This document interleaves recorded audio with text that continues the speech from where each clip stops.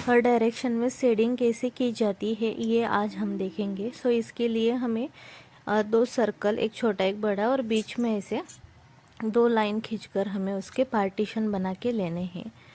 ये पार्टीशन बनाने के बाद हम अब हर एक डायरेक्शन में हम शेडिंग कर सकते हैं बिना पेपर को घुमाए। हमें हर एक डायरेक्शन को ऐसे देखो, ये जो पॉइंट है बीच वाला, इससे स्टार्ट करना है और वहाँ से ऊपर की तरफ खींचना है। हमें ऊपर से नीचे नहीं आना। हमें क्या करना है, इस पॉइंट से हमें बाहर की तरफ हाथ को खींचना है। ऐसे करते करते हमें ये देखो, ये पूरा का पूरा फिल कर देना है।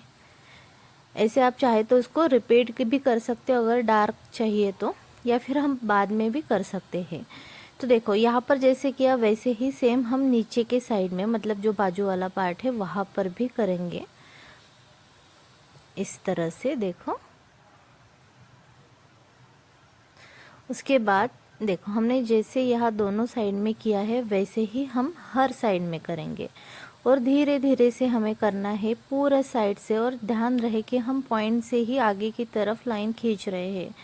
अगर आप पॉइंट से नहीं कर रहे हो तो वो गलत है। तो देखो, अब हम अपोजिट डायरेक्शन में करेंगे। ये जब हमने पॉइंट से लिया था, अब हम पॉइंट से नहीं ले रहे, उसके अपोजिट डायरेक्शन में। तो इसके अपोजिट डायरेक्शन ध्यान रखो, और धीरे धीरे हमें ये सारी चीज़ें करनी है। और देखो, हमने अब अपोजिट डायरेक्शन में किया तो इस साइड से भी हम हमारे हाथ की प्रैक्टिस कर रहे हैं, ताकि जब भी हम कोई स्केच निकाल रहे हैं तो हर एक डायरेक्शन में किस तरह से हमारा हाथ मूव होता है वो समझ में आएगा। अब देखो, नीचे वाले साइड में थोड़ा सा डिफ़िकल्ट होता है, लेकिन आप कर सकते हो। इसकी प्रैक्टिस होने के बाद वो अच्छे से हो जाता है। तो देखो, यहाँ से करो या फिर इस साइड से, तो ऐसे कर सकते हो। थोड़ी देर यहाँ से, थोड़ी देर उस साइड से। तो हमने दोनों साइड से करनी है, लेकिन पेज को मूव मत करो। अगर आप पेज को घुमाओगे तो फिर आपके हाथ की जो प्रैक्टिस है वो अच्छे से नहीं हो पाएगी। तो देखो, ये जो शेडिंग है आप देख सकते हो कि हमने किस किस डायरेक्शन में हमने शेडिंग की है।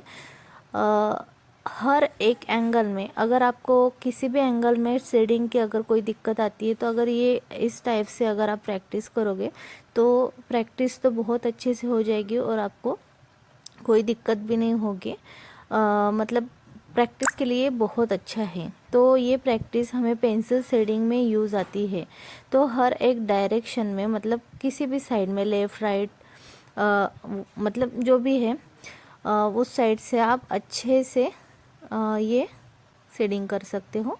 तो देखो, हमने चारों साइड में यहाँ से शेडिंग कर ली है। सेम हम अब क्या करेंगे, साइड से हमने ऊपर नीचे साइड से भी कर ली, लेकिन अब ये इस साइड से ऐसे सर्कुलर से, म्हणजे मीन्स जो सेमी सर्कल होता है या फिर राउंडेड सर्कुलर पार्ट होता है, वैसे भी हम यहाँ पे शेडिंग कर सकते हैं। तो देखो किस तरह से की जाती है।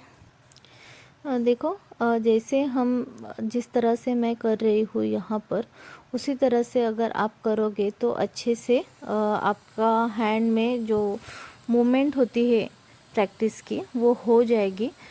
तो ये प्रैक्टिस करके अब करना बहुत ज़रूरी है। अगर आप पेंसिल शेडिंग से काम करना चाहते हो या फिर पेंटिंग स्केचिंग निकालना चाहते हो, शेडिंग बनाना चाहते हो, शेडिंग का कोई ड्राइंग, तो ये जो प्रैक्टिस है ये करना बहुत ज़रूरी है।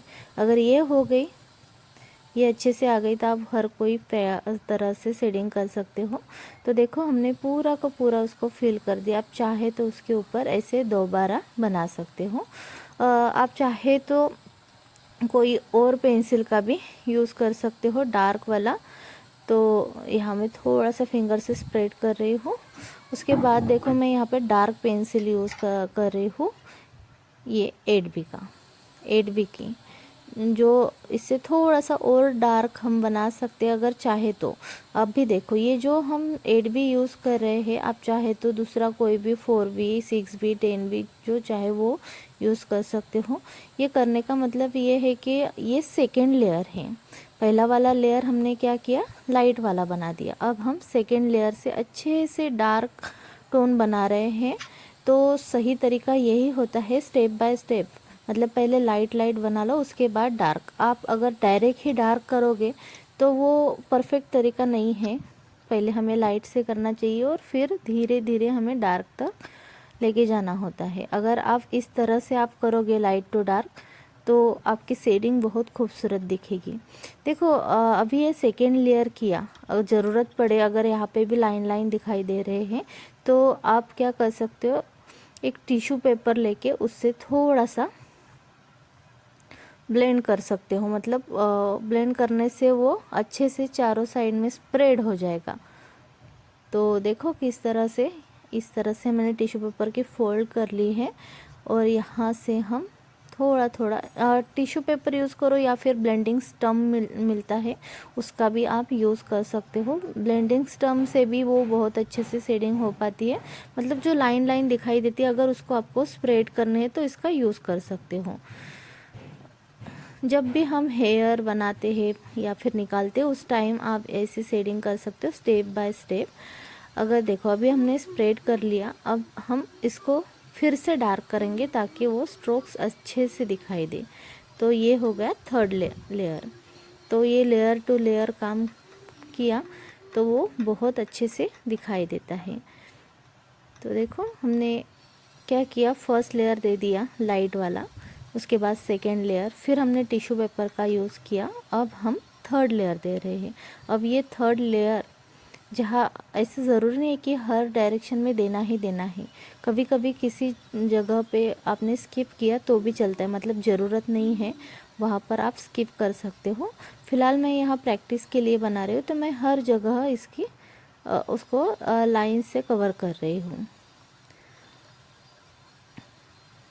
आपको ये वीडियो कैसे लगा प्लीज़ कमेंट बॉक्स में बताना मत भूलना। Thank you.